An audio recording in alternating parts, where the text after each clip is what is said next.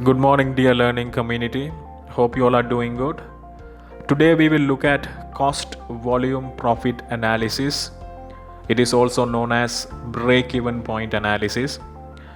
After completing this unit, I'm sure that you will be able to apply break even analysis for decision making in your organization. CVP analysis helps to determine how changes to cost and volume affect profitability. Why do firms use a break even point, or why do firms calculate break even point? Firms use break even point, also called CVP analysis, to determine the level of operations necessary to cover all cost and to evaluate the profitability associated with various levels of sales.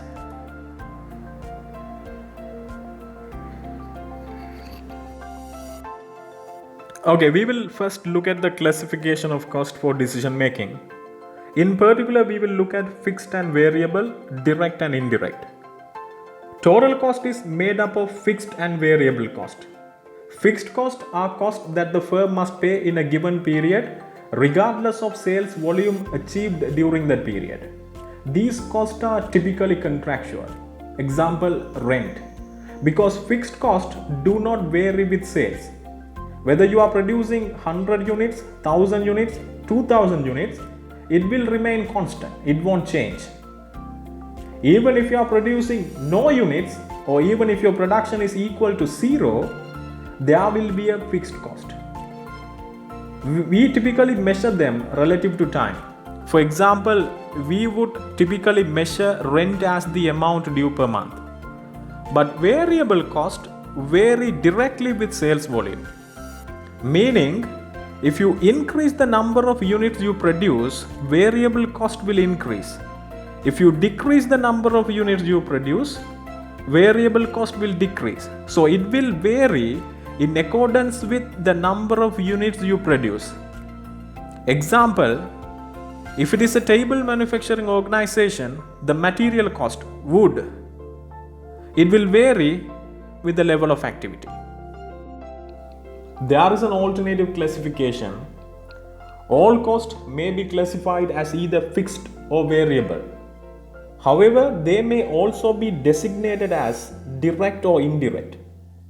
So what is the difference between direct cost and the indirect cost? Direct costs are the costs directly going to the final product, while indirect costs not directly identifiable with units of output. Meaning, direct cost will increase with the level of activity or the number of units you produce. Example, direct labor, wages paid to the people who are directly involved in the manufacturing process. So if you increase the number of units you produce or the level of activity, what will happen to direct labor? Direct labor cost will increase.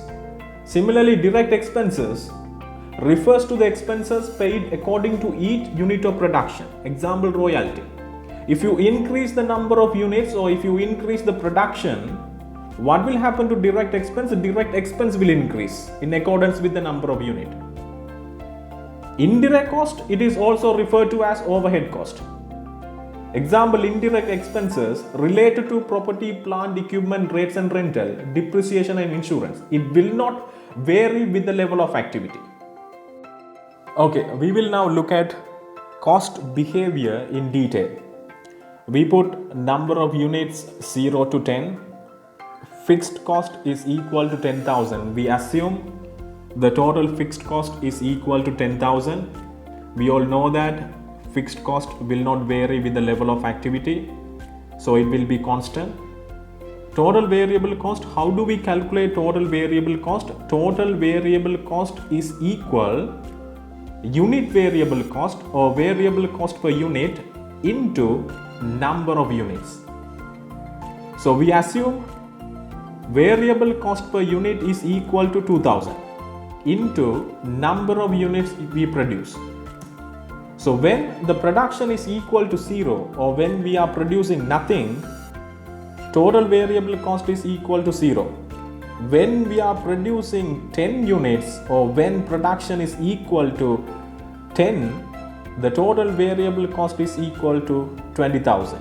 So it will vary with the level of activity. When you are increasing the level of activity or number of units you produce, variable cost will increase. When you are decreasing the number of units you produce, variable cost will decrease. We will now calculate the total cost. Total cost is made up of fixed and variable cost. So equal TFC plus TVC. If you add them together, you will get total cost. So when you produce 0 units, or when your production is equal to 0, TC is equal to 10,000, which is total fixed cost.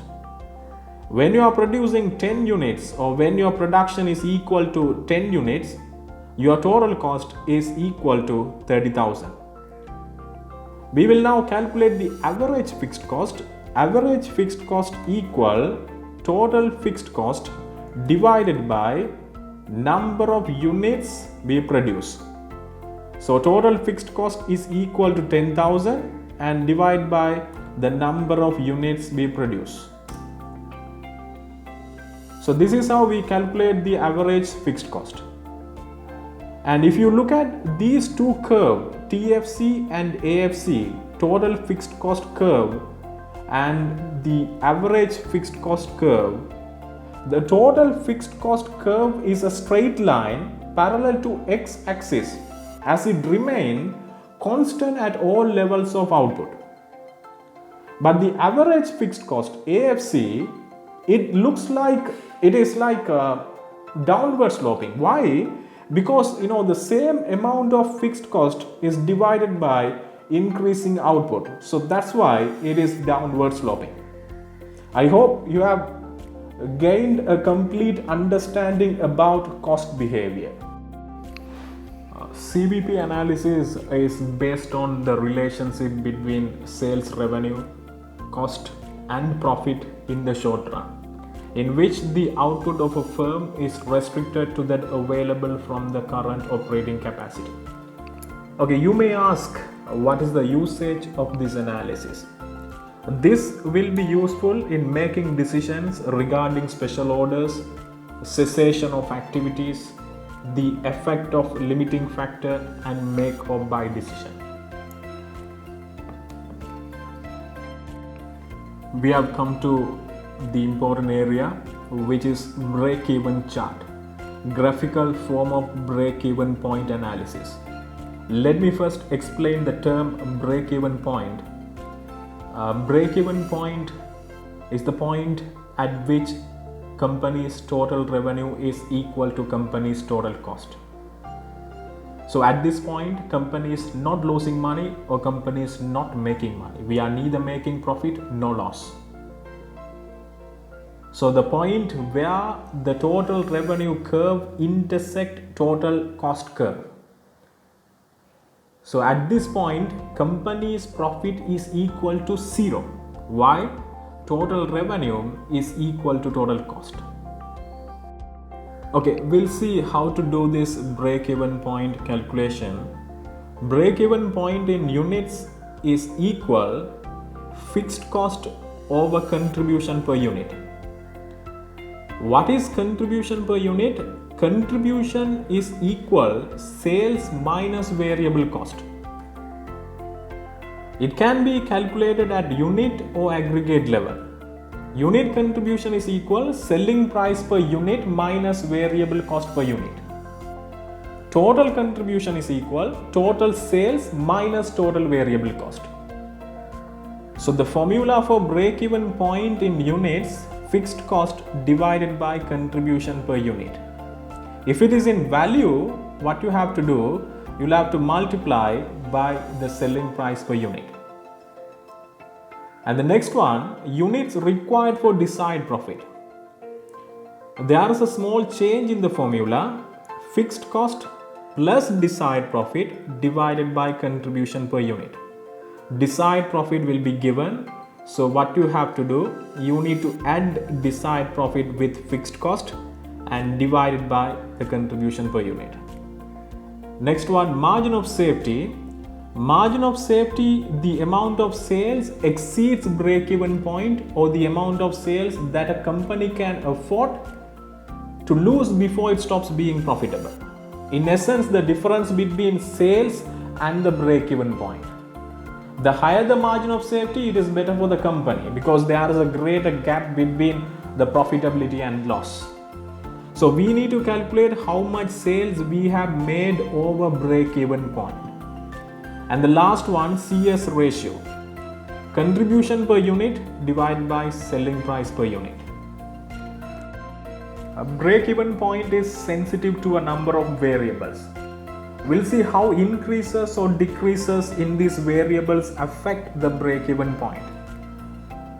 We are given fixed cost 60,000, variable cost per unit 30, selling price per unit 60.